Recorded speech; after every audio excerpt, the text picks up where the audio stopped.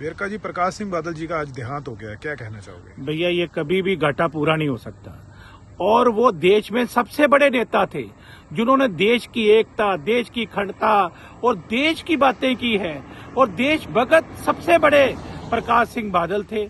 और मैं समझता हूं कि उनकी मीठी यादें हमारे साथ हमेशा रहेगी। हमने विधानसभा में उनके साथ बहुत समय तक काम किया है। कभी वो विरोधी बेंचों में बैठते थे, कभी हम बैठते थे, लेकिन वो उनमें काबिलियत थी, कभी वो रूठते नहीं थे।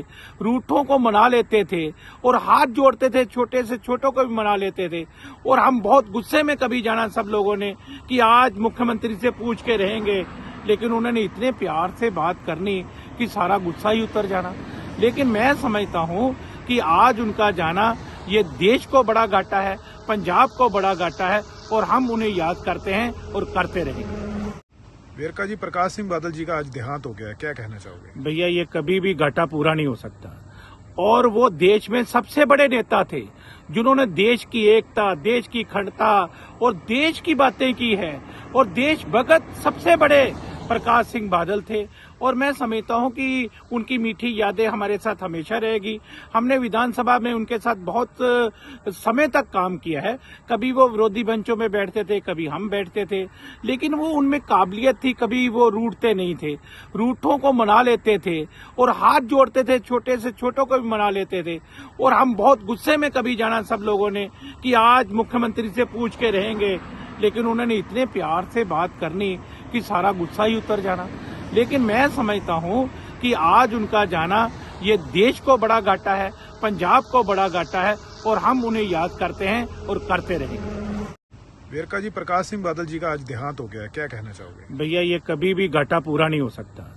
और वो देश में सबसे बड़े नेता थे जिन्होंने देश की एकता, देश की अखंडता और देश की बातें की है। और देशभक्त सबसे बड़े प्रकाश सिंह बादल थे। और मैं समझता हूं कि उनकी मीठी यादें हमारे साथ हमेशा रहेगी। हमने विधानसभा में उनके साथ बहुत समय तक काम किया है। कभी वो विरोधी बेंचों में बैठते थे, कभी हम बैठते थे, लेकिन वो उनमें काबिलियत थी, कभी वो रूठते नहीं थे। रूठों को मना लेते थे और हाथ जोड़ते थे, छोटे से छोटों को भी मना लेते थे।